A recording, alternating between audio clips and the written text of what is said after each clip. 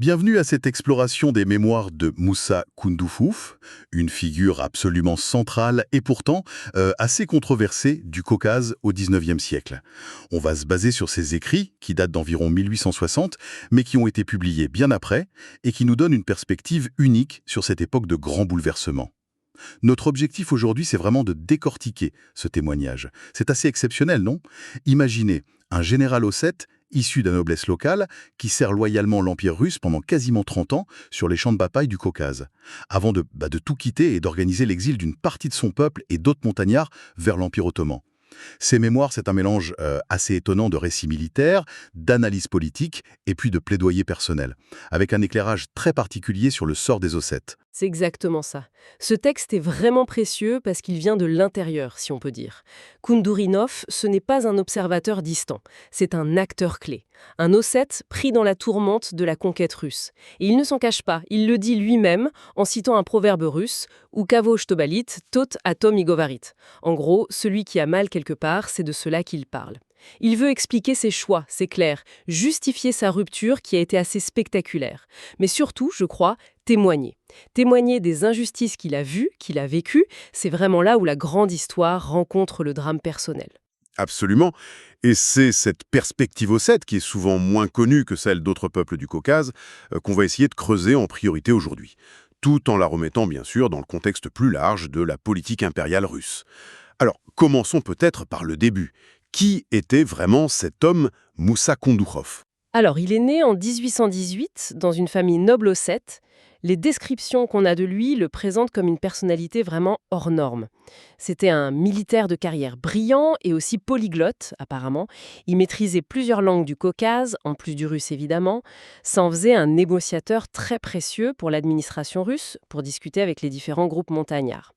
Il incarne bien cette figure assez complexe d'élite locale qui est intégrée à l'Empire, mais qui reste, au fond, profondément attachée à ses racines. Et cette tension, cette espèce de tiraillement entre le service de l'Empire et puis l'appartenance à son peuple, il la met en avant très tôt dans ses mémoires, c'est ça?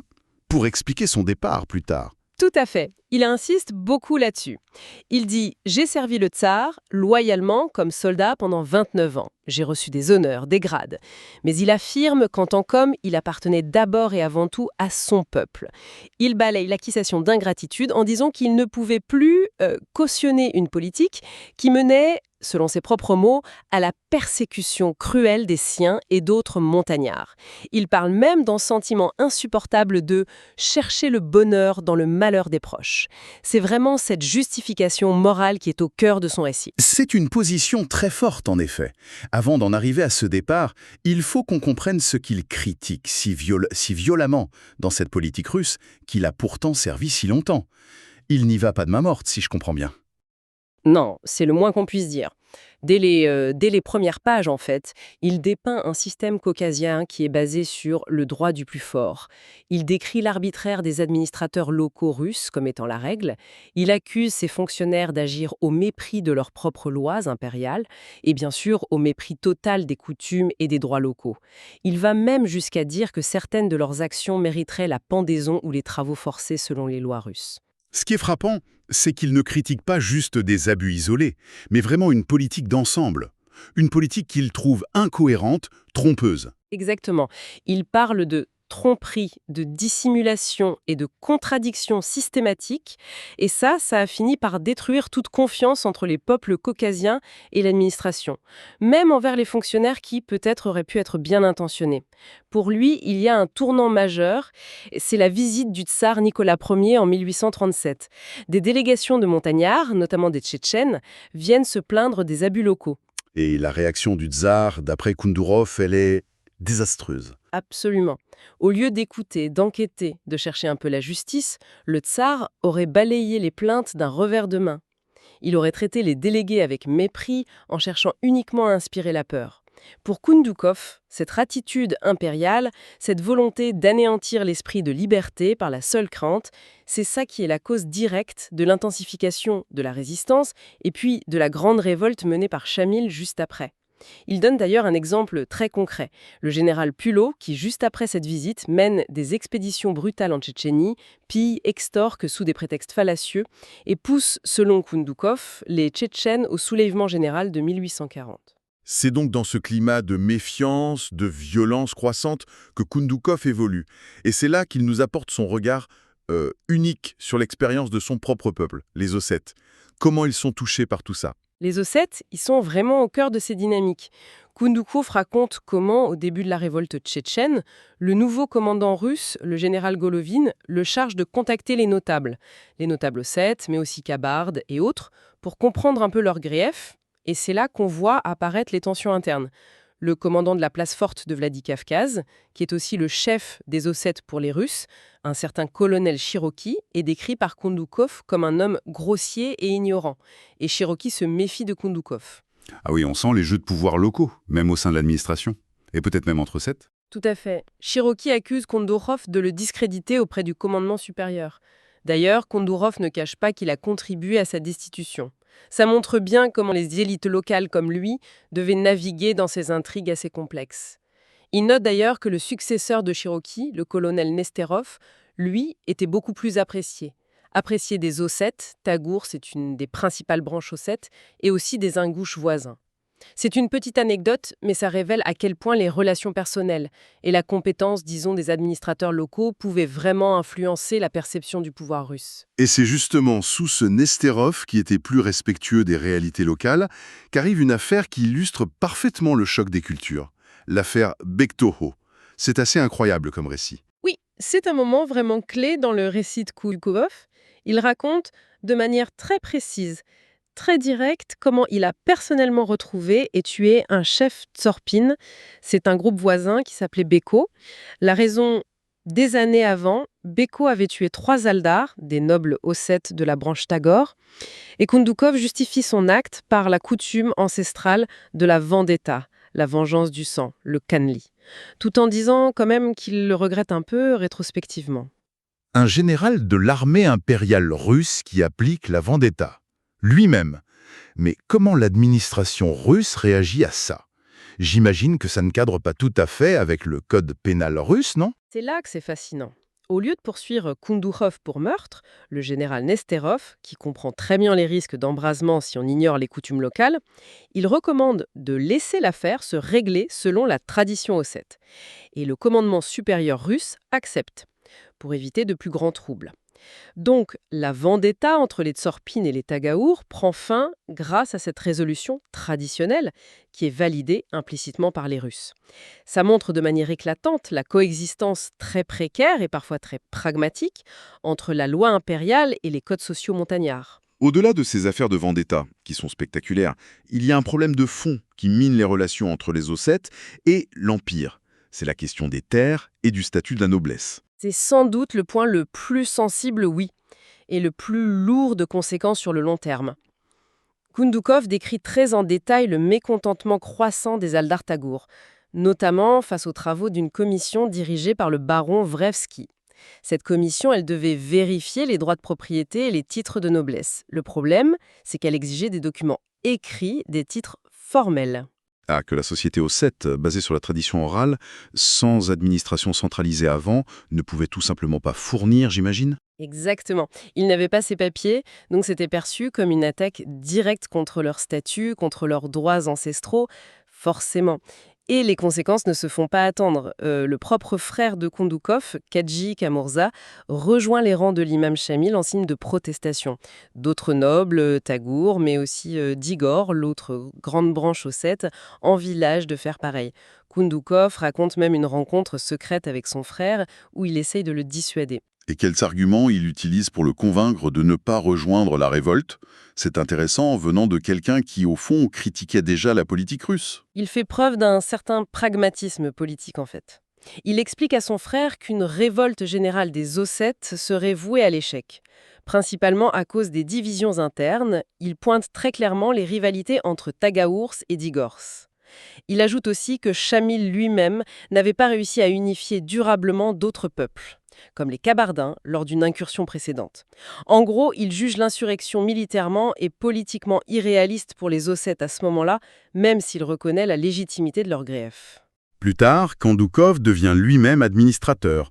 Il est nommé chef du district militaire ossète à Vladikavkaz. Il essaye alors d'agir de l'intérieur, de changer les choses. Oui, il semble sincèrement vouloir améliorer le sort de son peuple, mais dans le cadre impérial à ce moment-là.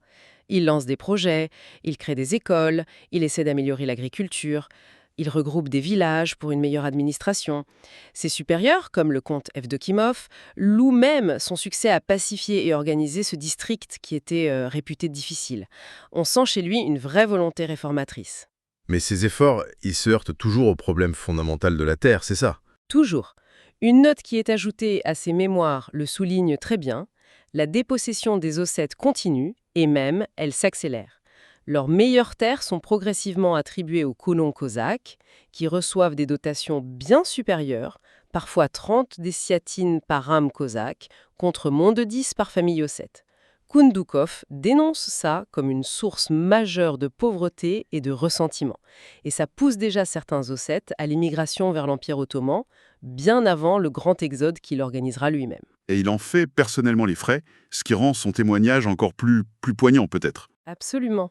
Il raconte comment son propre domaine familial, hérité de son père, sur la rivière Giselle, un terrain immense, 10 000 déciatines, c'est presque 11 000 hectares, comment ce domaine a été confisqué sans aucune compensation pour être donné aux Cosaques de la nouvelle Stanitsa, le village cosaque d'Arkonskaya. C'est un exemple très personnel, très douloureux, qui incarne vraiment le processus systémique qu'il est en train de critiquer. La terre, ce n'est pas le seul enjeu. Koundoukov, qui est musulman, s'attaque aussi très durement à la politique religieuse russe, envers les Ossètes, mais aussi d'autres peuples. Oui, c'est un autre front à sa critique très important. Il dénonce avec beaucoup de véhémence la politique de christianisation forcée menée par l'Église orthodoxe avec le soutien, bien sûr, de l'administration. Il décrit des méthodes qu'il juge brutales, irrespectueuses, des conversions sous la contrainte, des baptêmes administrés par des popes qui ignorent tout des langues et des coutumes locales. Il parle même de provocations, comme l'usage de lard de porc pour souiller les récalcitrants. Il mentionne aussi les punitions infligées à ceux qui, à peine baptisés, ne respectaient pas des rites chrétiens qu'ils ne comprenaient même pas. Et il compare cette politique avec une certaine forme de tolérance qu'il observe ailleurs. C'est ça, il souligne que des communautés non musulmanes, comme les Arméniens ou les Juifs des montagnes, vivaient de manière relativement paisible au sein des sociétés montagnardes, cherkesses ou tchétchènes. Ils conservaient leur foi. Il utilise ce contraste pour critiquer l'hypocrisie d'une politique russe qui se dit civilisatrice, mais qui emploie des méthodes coercitives et intolérantes en matière de religion. Et un dernier point spécifique aux Ossètes qu'il soulève, c'est une autre forme d'intégration forcée, ce qu'il appelle la cosakisation. Et effectivement, il évoque le cas des Ossètes d'Igoré qui ont été enrôlés de force, transformés en Cosaques pour former la Stanitsa Tchernoyarskaya. Pour Koundourov, et sûrement pour les Ossètes concernés, c'est clairement une tentative d'assimilation forcée. Une façon de diluer leur identité ethnique, leur culture, dans le moule militaire et social cosaque, au service direct de l'Empire. Ça ne pouvait qu'accroître la méfiance et le ressentiment, évidemment. Donc, à travers ce prisme 7, on voit vraiment se cristalliser tous les grands reproches de Koundourov. La dépossession des terres, le mépris des structures sociales, des coutumes, les tentatives d'assimilation culturelle, religieuse, l'arbitraire administratif. C'est un tableau assez sombre qu'il dresse. Seth est un exemple particulièrement bien documenté dans ses mémoires, c'est vrai, mais il inscrit cette expérience dans un schéma plus large qu'il observe partout dans le Caucase. Il parle aussi beaucoup des Tchétchènes, par exemple.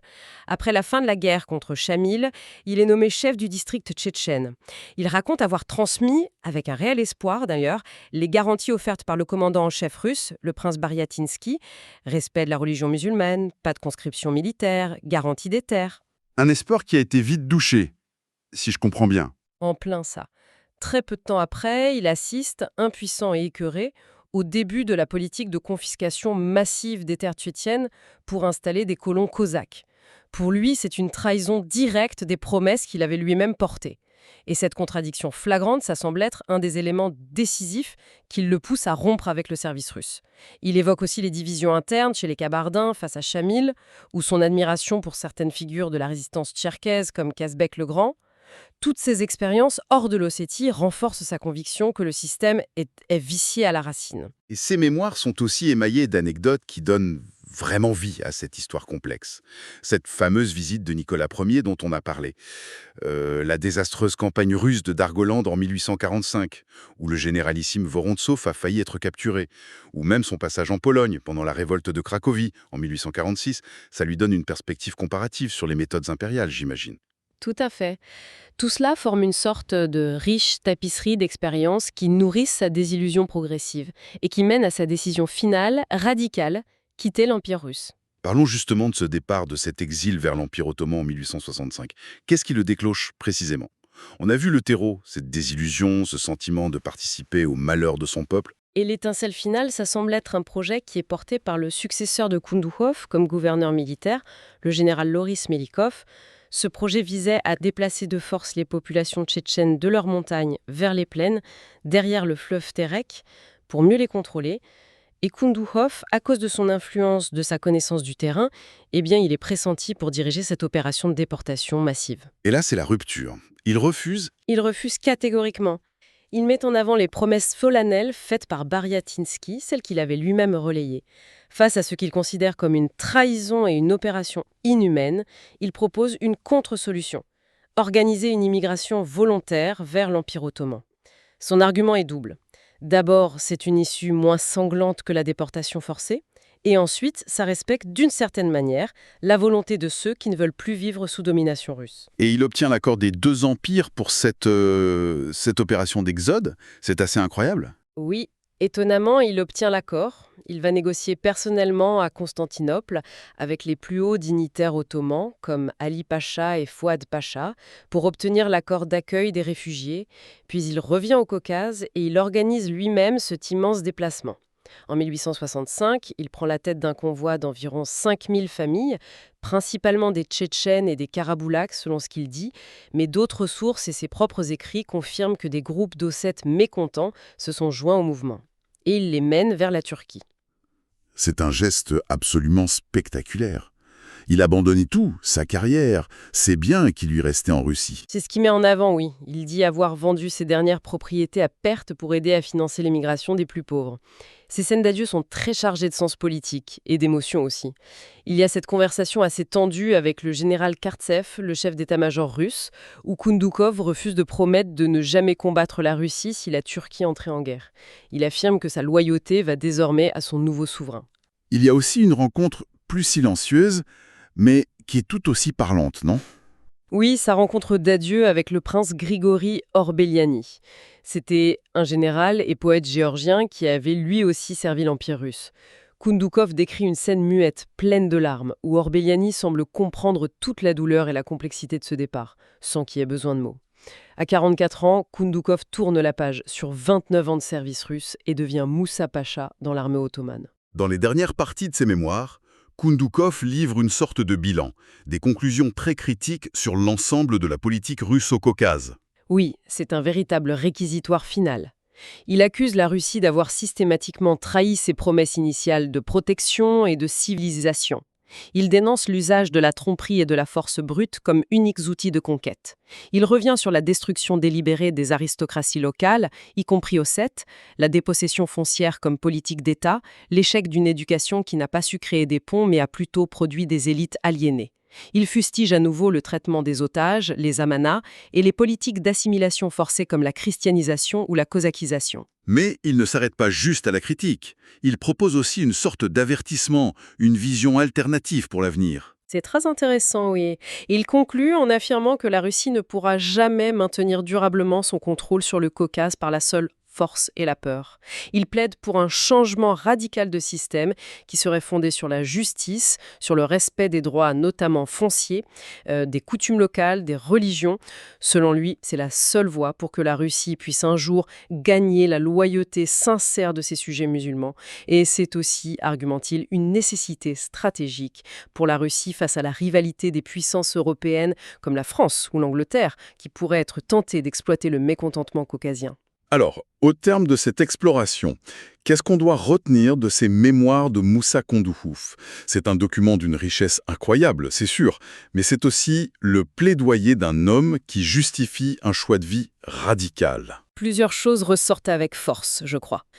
D'abord, la puissance de cette critique de l'intérieur des mécanismes de l'Empire russe au Caucase, l'arbitraire, la contradiction permanente entre les discours et les actes, la politique de la terre au temps comme outil de contrôle et de dépossession. Ensuite, et c'était notre angle aujourd'hui, l'expérience au 7 apparaît vraiment comme un condensé parfait de ces tensions. On a un peuple, avec sa propre structure sociale, ses traditions, ses élites, qui est confronté à une machine impériale qui cherche à le remodeler, à le contrôler, quitte à le briser ou à le pousser à l'exil. La question de l'identité au 7, tiraillée entre l'intégration et la résistance, elle est vraiment palpable. Et au-delà de l'analyse politique, il y a la dimension humaine. Le dilemme de Koundoukov lui-même est absolument saisissant. Absolument. C'est le drame d'un homme pris entre deux loyautés. Celle envers l'Empire qu'il a servi et qu'il a honoré, et puis celle envers son peuple, dont il se sent solidaire face à l'injustice. Son parcours de général impérial à leader de l'exil, c'est une trajectoire personnelle et politique hors du commun, qui incarne vraiment les déchirements de toute une époque pour les peuples du Caucase. Et ça nous laisse avec une question qui dépasse un peu le cadre du XIXe siècle. Koundoukov suggérait qu'une politique russe basée sur le respect et la justice aurait pu peut-être aboutir à un résultat différent. Peut-être à une loyauté plus profonde des peuples caucasiens. Quand on regarde le Caucase d'aujourd'hui, avec ses équilibres complexes, ses mémoires parfois douloureuses, on peut se demander dans quelle mesure l'héritage de ces politiques impériales du XIXe siècle, notamment sur les questions de terre, d'identité, de rapport au pouvoir central, dans quelle mesure cet héritage continue-t-il de façonner les réalités et les perceptions actuelles, en particulier pour des peuples comme les Ossètes, dont l'histoire est si intimement liée à ces dynamiques. C'est, disons, une piste de réflexion que ce témoignage fascinant nous ouvre.